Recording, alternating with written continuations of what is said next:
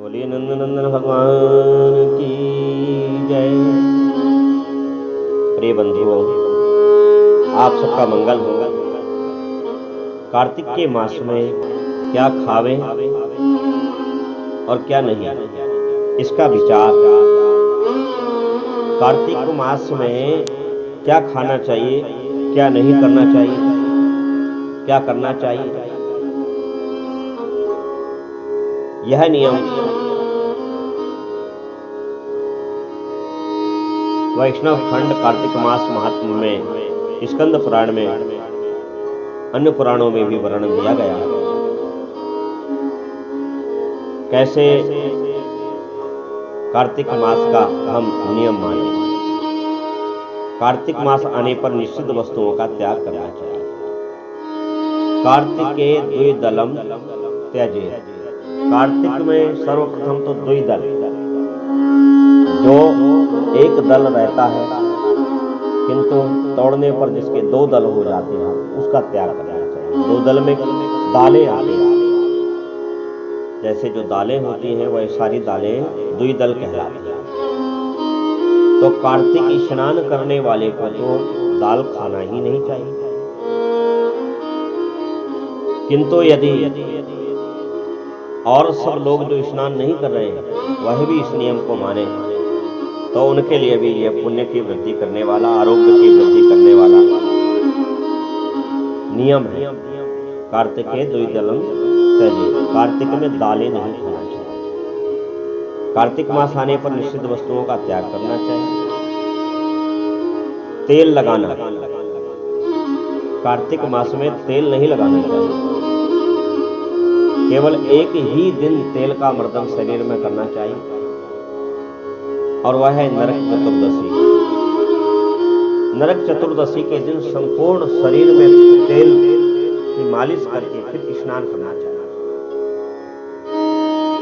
उससे भगवान लक्ष्मीपति बहुत प्रसन्न होते हैं। या यूं कहो कि आपके शरीर को उस समय बहुत पोषण मिलता है उस तेल से।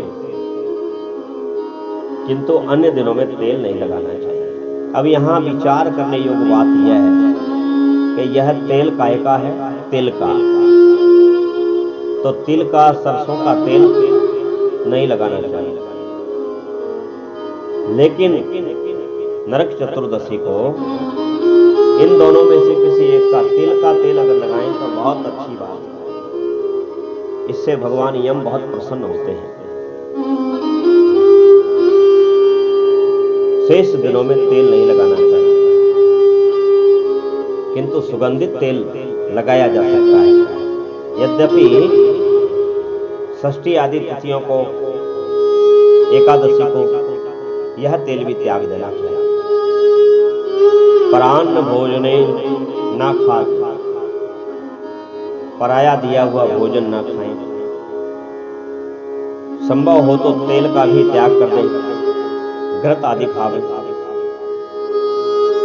जिसमें बहुत सारे बीज हों, ऐसे फलों का या ऐसी शाक का सेवन ना करें जिसमें बहुत अधिक फल हो, जिसमें बहुत अधिक बीज हो, ऐसे फलों का सेवन ना करें। दाल और चावल भी ना खाएं। ये सभी कार्तिक मास में त्याज्य है। लौकी,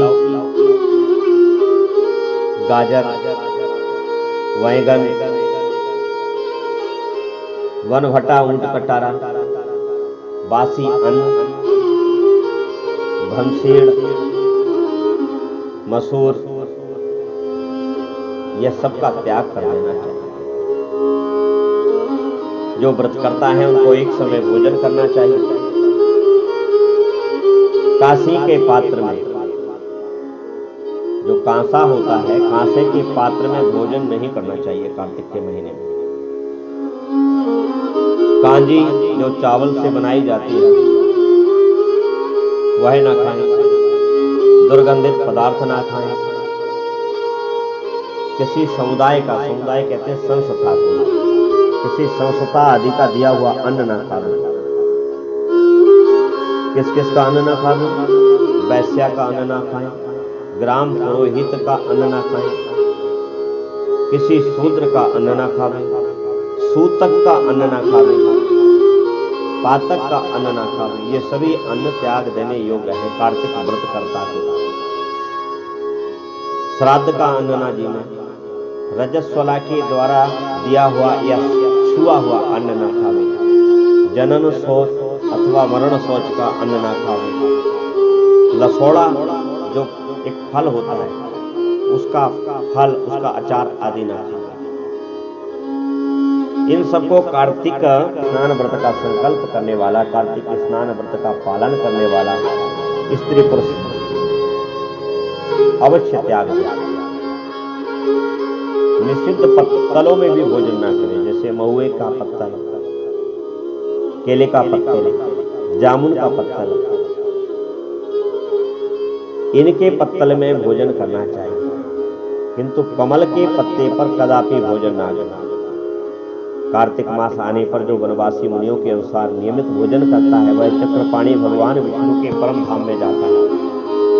कार्तिक में प्रातः काल स्नान और भगवान की पूजा, उस समय कथा श्रवण अत्यंत उत्तम माना गया। कार्तिक में केला और आंवले के फल का दान करें।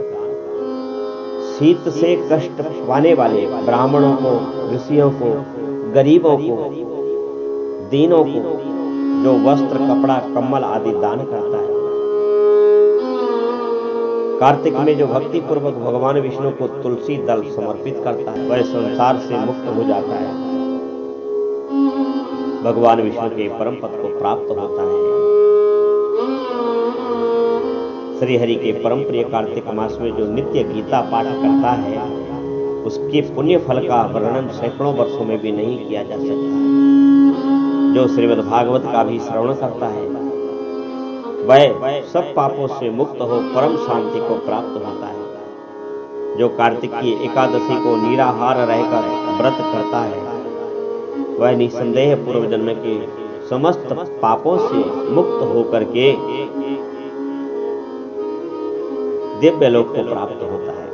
जो कार्तिक में भगवान विष्णु की प्रसन्नता के लिए दूसरे के अन्न का त्याग करता है वह भगवान विष्णु के प्रेम को भली भांति प्राप्त करता है। जो राय चलकर थके मांदे भोजन के समय घर पर आए हुए अतिथि, ब्राह्मण या दीनों की भक्ति पूर्वक पूजन करता है तथा उनको भोजन जिमाता है वह हजारों हजार जन्मों के पापों को उसी समय नष्ट कर डालता है। उसकी दरिद्रता समाप्त होने लगती है। जिनके घर में बहुत दरिद्रता है वह प्रतीक्षा करें कि भोजन के समय कोई अतिथि, कोई गरीब, कोई दीन, कोई संत आपके घर पे आवे और आप उसको श्रद्धा पूर्वक भोजन करावें तो आपकी दरिद्रता समाप्त हो जाएगी। जो मूढ़ मानव, वैष्णव, महात्माओं की, सद्गुरुओं की, अपने से ज्येष्ठ श्रेष्ठ लोगों की, अपने माता पिता की निंदा करते हैं वे अपने पितरों के साथ महानौरव नरक में जाकर के गिरते हैं। जो भगवान की और भगवत भक्तों की निंदा सुनते हुए वहां से दूर नहीं हट जाता वह भगवान का प्रिय भक्त नहीं है।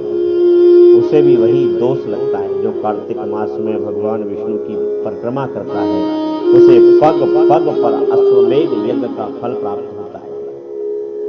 कार्तिक के महीने में भगवान विष्णु के मंदिर में, शिव के मंदिर में, देवी के मंदिर में, गणेश के मंदिर में, चौराहे पर जो झाड़ू देता है, जो वहां दीप जलाता है, जो भगवान विष्णु के मंदिर में निष्काम भाव से बिना किसी कामना के स्वास्तिक बनाता है उसके पुण्य ठीक वैसे ही बढ़ते रहते हैं जैसे अच्छे वृक्ष पर फल और पुष्प बढ़ते हैं। जिसके ललाट में तुलसी की मृतिका तिलक दिखाई देता है, नित्य भगवान नारायण का ध्यान करते हुए वृंदा की जड़ से, तुलसी की जड़ से मिट्टी लेकर के अपने मस्तिष्क पर तिलक अवश्य लगाना चाहिए। जो ऐसा करता है यमराज उसको देखते भी नहीं, यमराज में देखने का समर्थ ही नहीं रहता। फिर उनके भयानक दूत, उनकी तो बात ही क्या कही। कार्तिक में भगवान विष्णु की प्रसन्नता के लिए धर्म की अनुष्ठान करना चाहिए, कीर्तन करना चाहिए, जागरण करना चाहिए, दान पुण्य करना चाहिए और नित्य चलते चलते भगवान का नाम स्मरण करना चाहिए। श्रीमद्भागवतास्या श्रवणम या समाचरे सर्व पाप विनिर्मुक्तः परम निर्वाण रक्षति। जो श्रीमद्भागवत का पाठ श्रवण करता है, श्रवणम या समाचरे श्रीमद्भागवतस्यापि श्रवणम या समाचरे सर्व पाप विनिर्मुक्तः परम निर्वाण रक्षति। उसके सभी प्रकार के पाप उसी समय जल जाते हैं। कार्तिक में भगवान विष्णु की प्रसन्नता के लिए धर्म का अनुष्ठान करना चाहिए। मास व्रत की समाप्ति होने पर उस व्रत की पूर्णता के लिए श्रेष्ठ ब्राह्मण को दान देना चाहिए। जो मंदिर में चूना आदि का लेप करवाता है, मंदिर में कलर करवाता है या तस्वीर आदि लिखता है, वह भगवान विष्णु के समीप आनंद का अनुभव करता है। इस प्रकार आगे पुनः इसी तरह भेंट होगी। तब तक के लिए आज्ञा। सादर जय श्री कृष्ण। आप सबका मंगल। राम जय राम, जय जय